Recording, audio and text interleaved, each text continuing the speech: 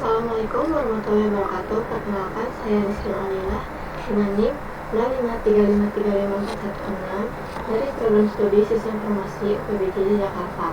Hari ini saya akan menjelaskan tugas 1 pemrograman berbasis web, yaitu SITA. Aplikasi ini dirancang untuk mempermudah administrator dalam mengelola stok bahan ajar dan memantau status pengiriman paket mahasiswa.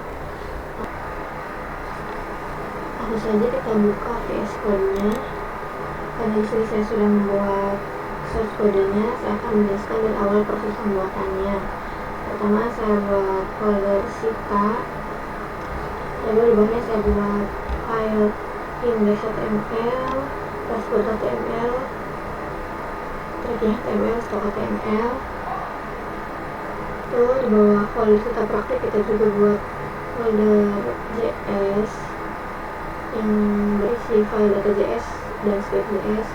Lalu di bawah SITA praktik juga kita buat folder CSS yang berisi file .css. Dalam pembuatan aplikasi ini saya menerapkan konsep modularitas, yaitu misalkan file berdasarkan fungsinya agar lebih rapi dan mudah dikelola.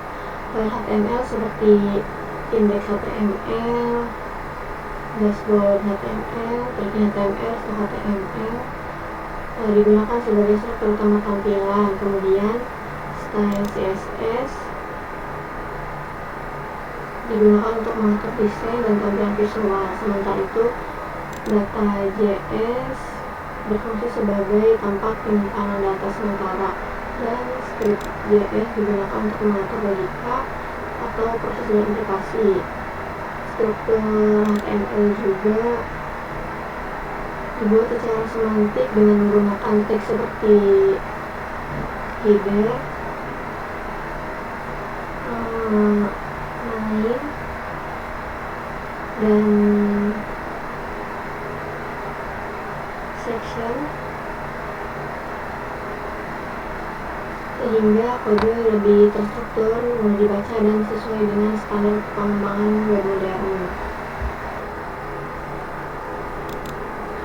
Dalam bagian desain, saya menggunakan variabel CSS atau root agar warna yang digunakan konsisten di seluruh aplikasi. Untuk layout, saya memanfaatkan flexbox agar susunan elemen lebih rapi, dan CSS grid untuk menampilkan data dalam bentuk kartu atau tabel agar lebih terstruktur dan responsif. Selain itu, saya menambahkan elemen visual seperti border radius pada tombol agar tampilan lebih modern dan nyaman dilihat.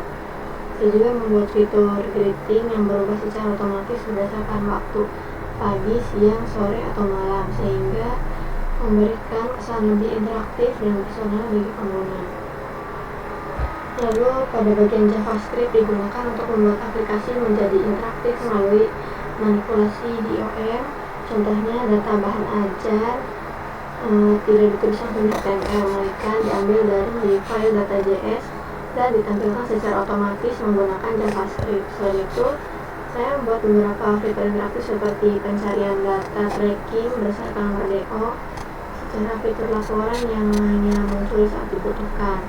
Semua proses ini dilakukan tanpa perlu merefresh halaman, sehingga aplikasi terasa lebih cepat dan responsif.